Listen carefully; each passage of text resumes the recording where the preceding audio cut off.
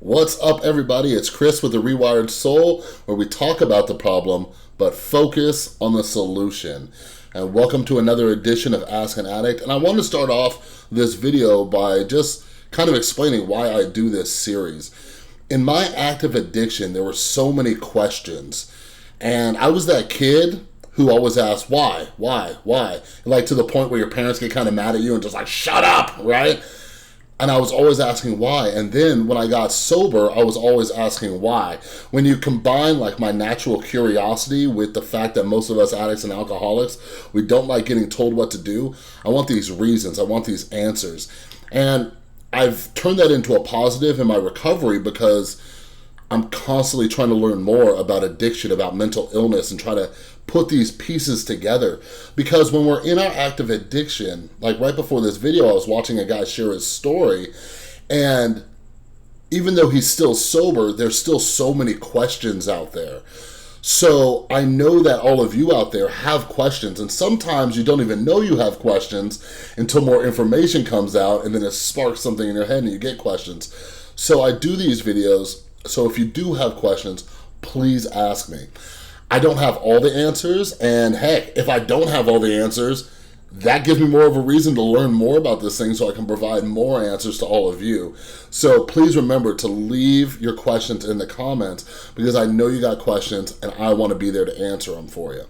So, as you saw, the title of this video is, why am I still depressed after getting sober? Very, very common question. I get this a lot. And that's something that used to trip me out a lot too. When I stopped using and I got sober in a sober living house, and it didn't take long for the suicidal thoughts to start creeping in, all the self-hatred, all of my depression was just through the roof. I already was depressed because my life sucked, but at least I had the drugs and alcohol. But now you take that away from me and I am just miserable.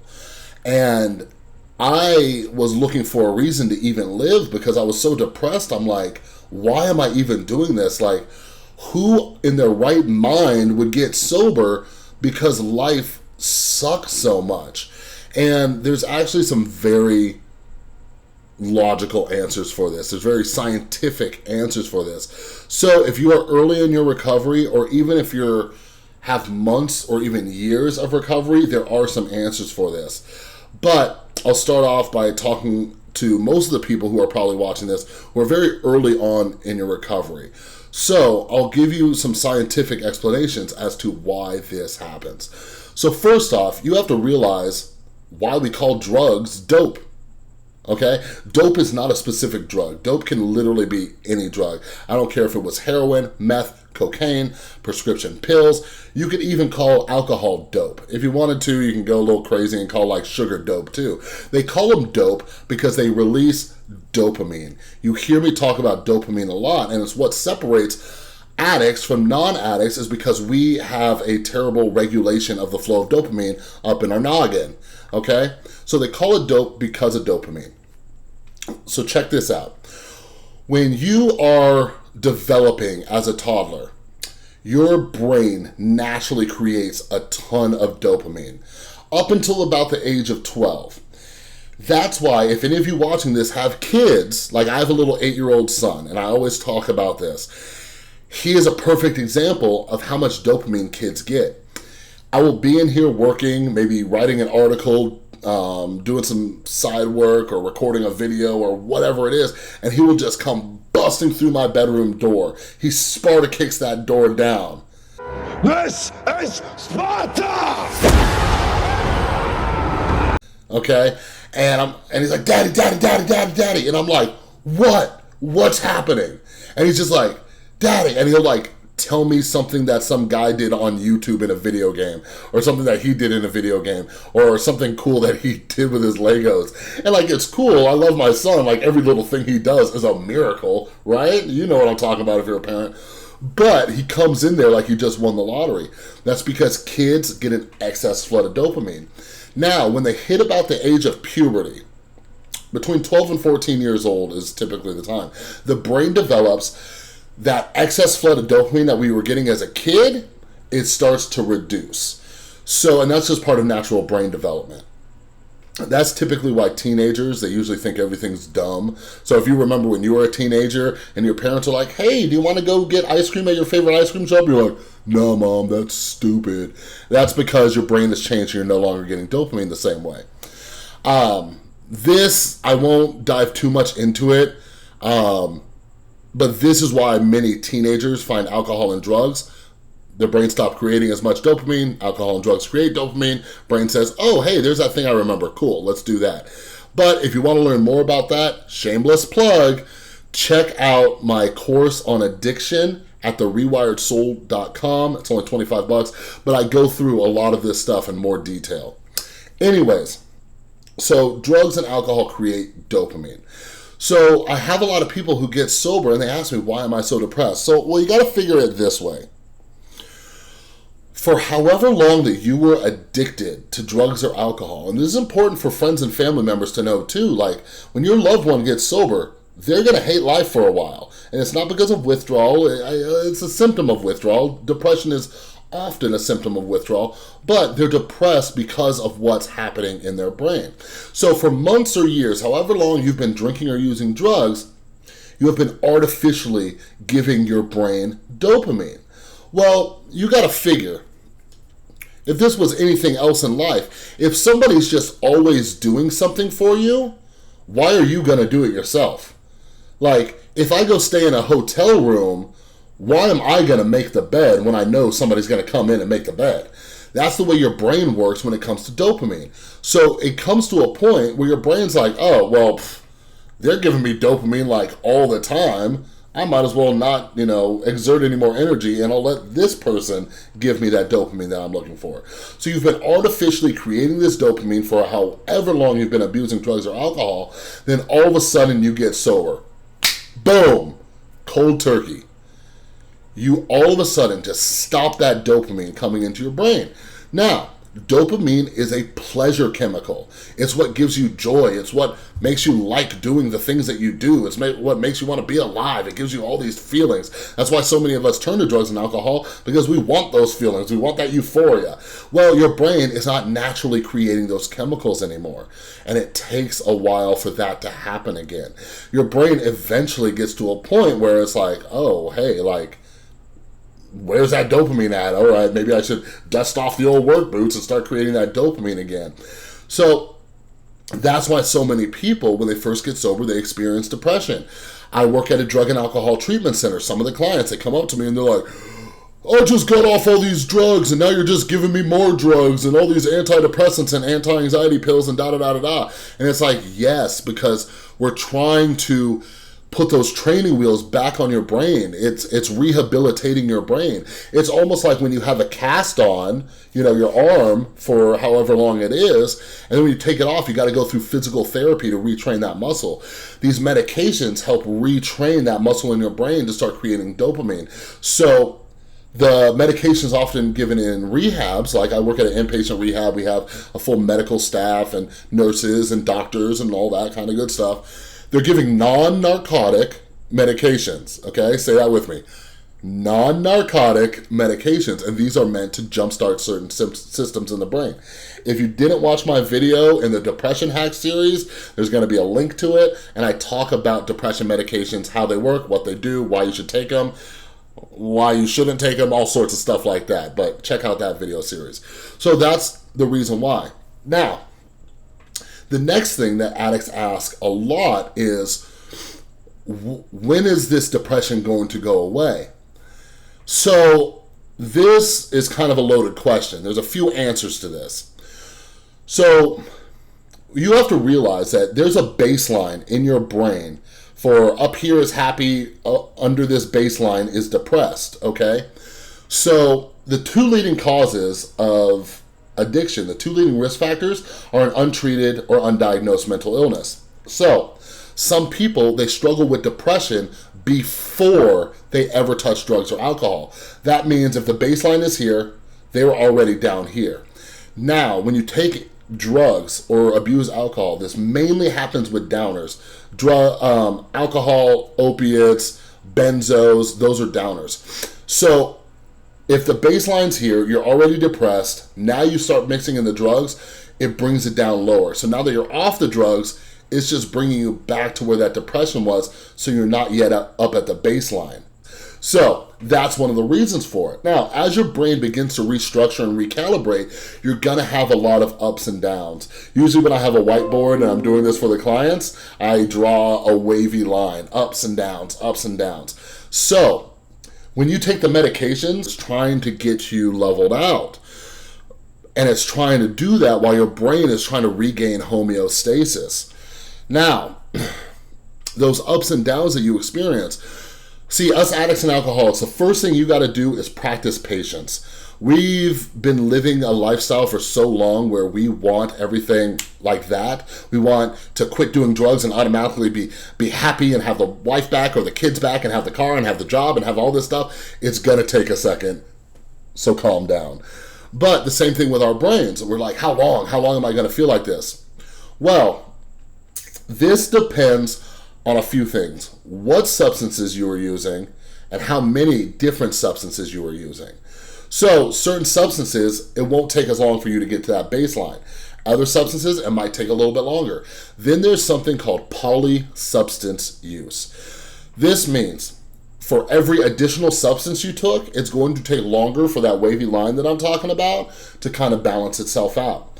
So if you were someone who did meth and heroin, that's two substances, two very different substances too. So that altered your brain chemistry quite a bit. So that might take a little while. Now, if you were doing meth, heroin, pills, cocaine, alcohol, like all these different substances, is going to take even longer for your brain to regain that homeostasis. Now, I hope you're not watching this and just saying, oh, well, I guess I'm just screwed forever. Like, that's not the way it works. I'm just letting you know, don't lose hope. Like, I have clients who just sit there and they just throw their hands up in the air once I tell them that. It's like, no, like, your path is going to be more difficult than his or her path, but you're still going to reach the same end goal. You're just going to have to do a little bit more work. So, how long it's going to take, I can't say for certain. Everybody's biology is different. The substances you are using are different, and your brain chemistry is different, all that kind of stuff. But typically, it's going to take about 6 months. Now, here's part 2, okay? I hope you're still with me. I hope I still got your attention. Next, the next part that I teach my clients is you need to do something that creates dopamine. You were artificially creating this dopamine for so long. We took that away from you when you got sober, or whatever circumstances it was when you got sober.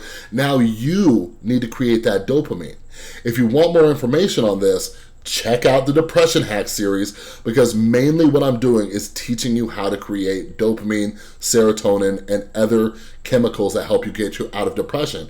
So everything that I'm teaching you is meant to jumpstart that system, to help that wavy line get back to balance faster, and it's scientifically proven. So what I tell clients is that once they leave treatment, they need to do things that create dopamine.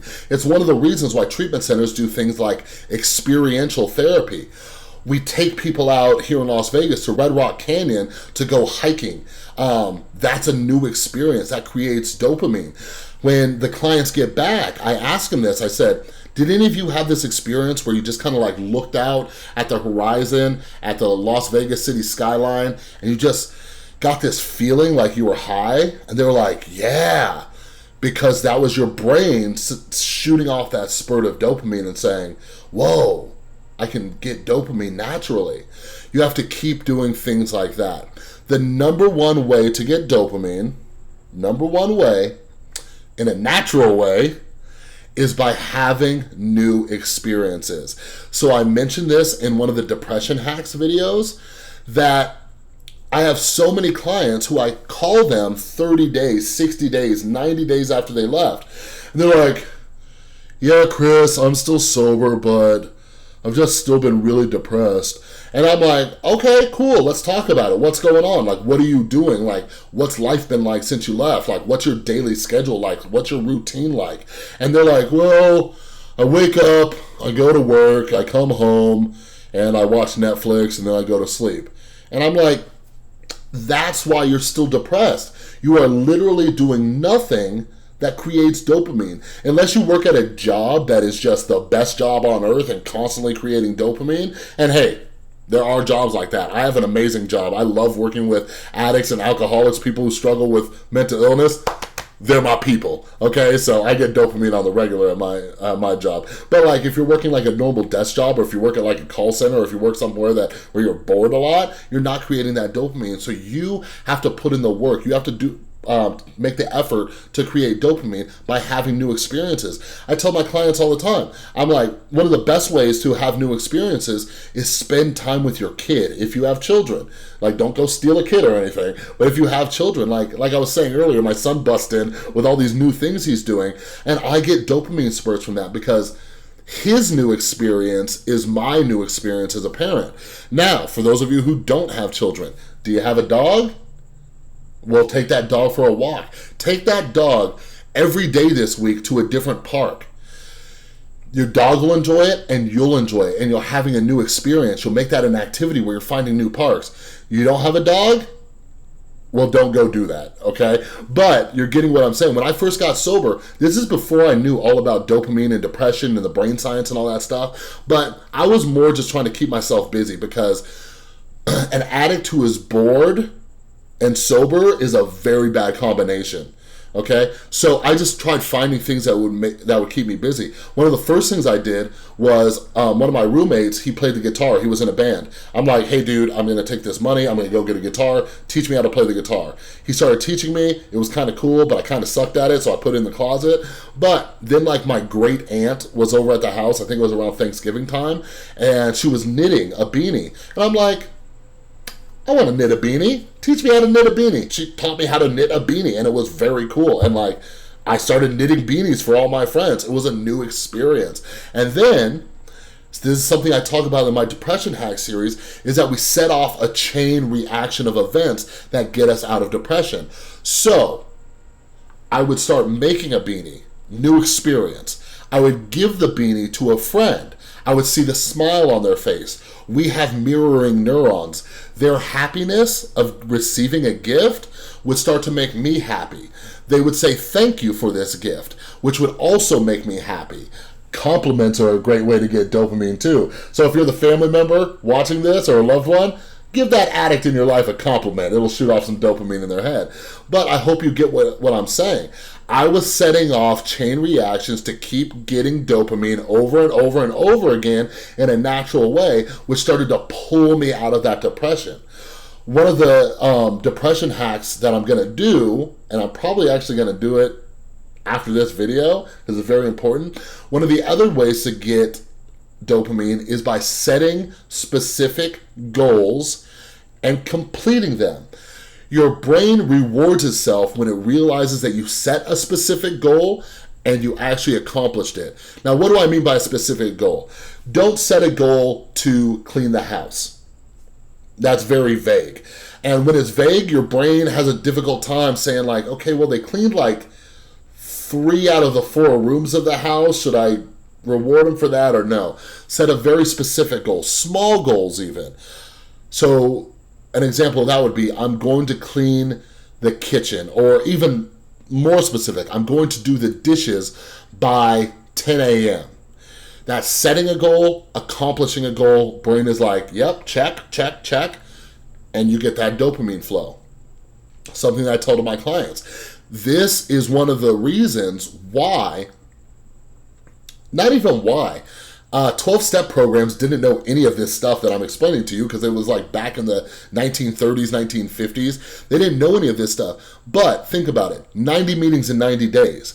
That is setting a very specific goal, and when you accomplish it, you feel good about yourself. Doing the steps, that is a very specific goal. You set that for yourself, you complete them, you get that dopamine flow. There are so many different things that are just so natural where you can create this dopamine. So like I always try to tell my clients, is that you are literally the only person standing in the way of your own recovery, of your own depression, of your own mental health. This whole channel that I've created here is all about mental health, and you are the only person standing in your way. A lot of people, they want to blame their mom, their dad, their wife, their husband. They want to blame their dog. They want to blame their boss. No, you are literally the only person who is standing in the way of you and true happiness, and that true happiness is your right. But you have to put in the work to do it. But what ends up happening is, and this is something that's also in my course, is that you start to develop these new natural habits. The next thing you know, you're automatically doing things that create dopamine, and you don't have to really put effort into it. You don't really got to think about it. You just hear about a new experience and you're like, yeah, I want to try that. I have a section in my book. If you haven't checked it out, it's on Amazon. It's called Hope: How I Overcame Depression, Anxiety, and Addiction. Another shameless plug for you. I'll put a link in the description below. But in Hope, I have a section on I became a yes man. And I just kept saying yes to every situation out there. And I kept getting new experiences. I kept getting out of my own way, and I kept getting that dopamine. So, sorry for such a long video, but this is something that comes up a lot, and I really want to teach you, because when you have something tangible, when you can understand how this thing's working, at least for me, I know it helps me a lot. When I understand how this thing's working, and I understand how I can hack it to get out of my depression, to stay sober and live a better life, I take advantage of that. That's what us addicts do the best, right? We manipulate and take advantage. So manipulate your own brain, take advantage of it, and get out of that depression. So thanks for watching. Keep coming back for more of these videos. And again, leave a comment down below. Let me know what questions you have about addiction, about recovery, about your friend or family member. Don't forget to give this a thumbs up, subscribe, and I will see you next time.